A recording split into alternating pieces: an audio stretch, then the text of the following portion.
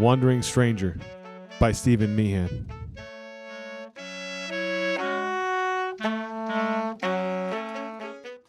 A wanderer adjusted his position against the tree. When a snowflake landed on his outstretched hand, he shook it free, climbing to his feet. The man dragged his hair from his face as he pulled his spare cloak from his pack. Without missing a beat, he wrapped it around his shoulders. He clutched his bag under the covering as he strode toward the road. As he neared it, he checked both sides of the path before easing out from the underbrush. As the snow clung to him, the man tugged the outer garment tighter about his neck and forced himself through the growing mounds. After walking for what felt like an eternity, the wanderer noticed a structure hugging the horizon, and his steps quickened. When he reached the building, his trembling hand brushed its rough stone. A grin spread as his fingers traced the chiseled rock. He cocked his head, and his smile widened when he scanned the surrounding buildings. He ignored the blacksmith and the numerous merchant establishments. When his eyes landed upon the inn, he dashed toward its entrance and yanked in vain. With a grimace, the wanderer slammed his fist against the sturdy wood. Is anyone there? The entrance groaned, revealing an intense gaze through the opening. There aren't any rooms available. You must look elsewhere. Please. The wanderer cried as he wedged his foot into the opening. No one could survive this snowstorm. I cannot allow you to enter, the innkeeper replied. The man pulled a stone from his pack, flashing the brilliant green gem to the owner. I can pay. The innkeeper shook his head as he shoved the door. Money isn't the problem. This storm comes every year, and my storeroom isn't endless. I can't provide for you without harming my existing patrons, considering that jewel won't fill a single belly. When's the snowstorm going to blow itself out? Based on the past, it's likely to last for days. Please, I'll take a quarter of what you give everyone else. The wanderer wedged his boot further into the opening as he glimpsed past the large man. There's not another inn in view. Are you expecting me to starve? The wanderer shouldered the door open and slipped inside. I'll perform any task you require. Just don't make me leave. The innkeeper hauled the wanderer to his feet and threw him against the wall. There are dwarven holds scattered throughout this mountain range. You'll find one eventually, but I'm not risking my patrons for you. As a slender hand touched the innkeeper's shoulder, a lithe woman leaned in with wide eyes. What's this about a gem? The innkeeper's arm slid towards the wanderer's throat. He may have a gemstone as big as your fist, Juliana, but I don't have the extra supplies for him. Another person gripped Alper's wrist and eased it away from the wanderer. Juliana and I will come to an arrangement with him for a stone of that size if he's willing to part with it. The wanderer rubbed his throat and tossed the jewel to the man. Juliana snatched it from the air like a striking raptor. She raised it toward the torch and scrutinized it. Thomas, this gem is flawless. Alper's fingers clenched into fists. I won't let my patrons eat less to feed a vagabond. Juliana handed the stone to her muscular partner as her eyes settled on the wanderer. She squeezed the innkeeper's arm.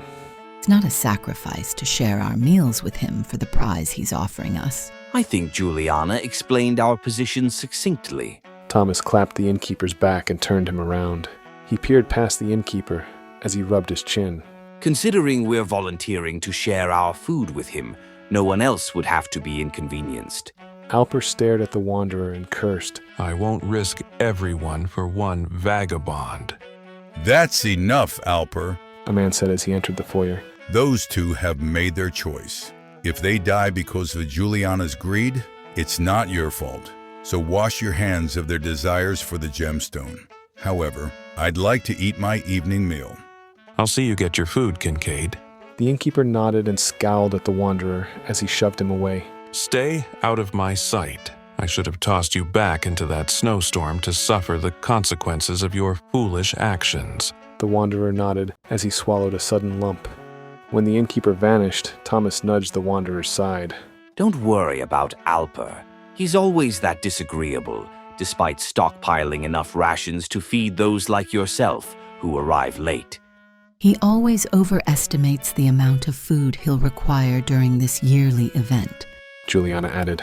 The wanderer dropped his pack to the floor, rubbing his face. Thank you for helping me. You gave us the gem, Juliana replied, stealing the rock from Thomas. We should thank you. Thomas retrieved the stone and tossed it between his hands. For someone to surrender this, they must possess something even more valuable. That's a valid point, Juliana said, tilting her head to stare at the jewel. But what could anyone possess that would make surrendering this flawless gem worthwhile? The wanderer looked at the pair before him and waved them closer. When they eased in, he mirrored their motion, his lips curling into a conspiratorial smile. I have a map that promises a hoard that would shame kings of legend. Thomas grinned as he tossed the jewel into the air and snatched it. He glanced at Juliana, and as soon as she nodded, he nudged the wanderer's arm. That piques our interest. Would you like aid in unearthing such treasure? The wanderer's smile narrowed into a weary line, as if weighing their offer. I'd never refuse offered help.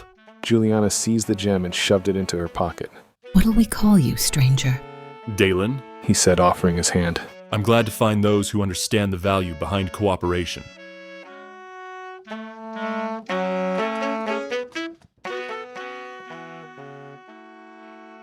With that, our story concludes.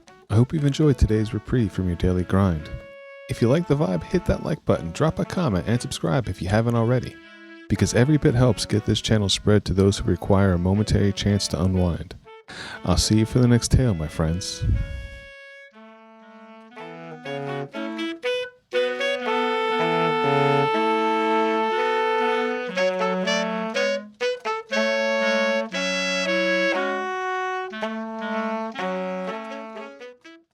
Thanks for reaching the end of the video.